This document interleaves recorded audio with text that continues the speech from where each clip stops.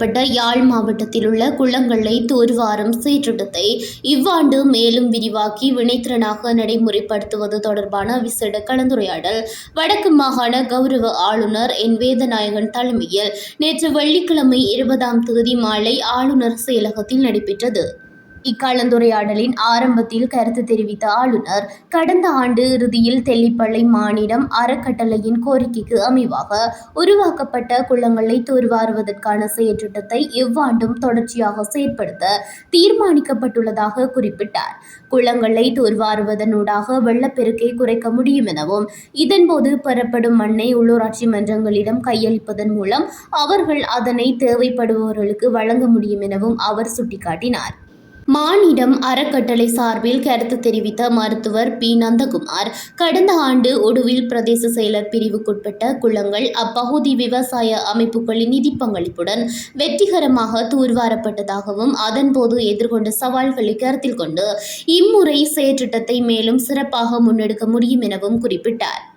இதேவேளை கமநல சேவைகள் திணைக்களத்தின் ஆளுகைக்குட்பட்ட 116 குளங்கள் தூர்வாருவதற்காக அடையாளப்படுத்தப்பட்டுள்ளதாகவும், நீர்வள சபையின் உதவியுடன் அவை ஒவ்வொன்றும் எவ்வளவு தூரம் ஆழப்படுத்தப்பட வேண்டும் என்ற வரைபடம் தயாரிக்கப்பட்டு தலைமையகத்தின் அனுமதிக்காக அனுப்பி வைக்கப்பட்டுள்ளதாகவும் யாழ் மாவட்ட கமநல சேவைகள் திணைக்களத்தின் உதவி ஆணையாளர் தெரிவித்தார். வடக்கு மாகாண உள்ளூராட்சி ஆணையாளர் தனது கருத்தில், ஏனைய மாகாணங்களில் தனியாரின் ஒத்துழைப்புடன் உள்ளூராட்சி மன்றங்கள் பல்வேறு வேலை திட்டங்களை திறம்பட முன்னெடுத்து வருவதாக குறிப்பிட்டார்.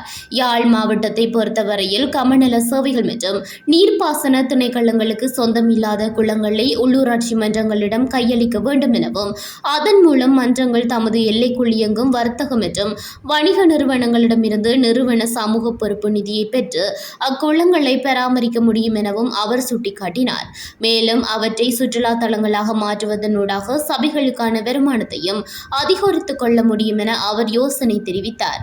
இந்த ஆலோசனைகளுக்கு அமைவாக திட்டங்களை தயாரிக்குமாறும், குளங்களில் நீர் வற்றிய பின்னர் எதிர்வரும் மே மாதம் அளவில் தூர்வாரும் செயற்பாடுகளை ஆரம்பிப்பதற்கும் இன்றைய கலந்துரையாடலில் தீர்மானிக்கப்பட்டது.